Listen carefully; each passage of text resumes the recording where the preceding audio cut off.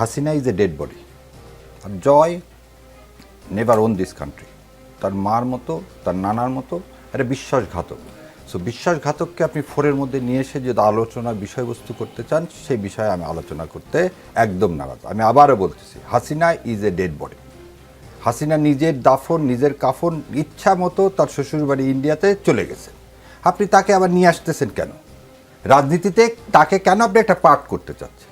এবার দ্বিতীয় কথা বলি, দেশনেত্রী, আপসহীন নেত্রী বেগম খালেদা জিয়া বিএনপির না, সারা বাংলাদেশের মানুষের সমস্ত দল মত নির্বিশেষের উপরে উঠে গেছে। কেন এই উপরে উঠে গেছে? এটাই হচ্ছে হাসিনার জন্য অপমৃত্যু।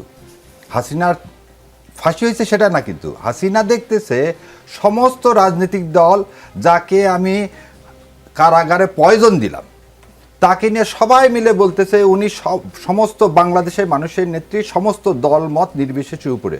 তখন ওর মনে হয়েছে ওর বাবার মৃত্যুর সময় একটা লোক রাস্তায় নামেনি। আর জিয়াউর রহমান যখন মারা যায় তখন মানিক মেহবিনীতে লোক জাগা দেওয়া যায়।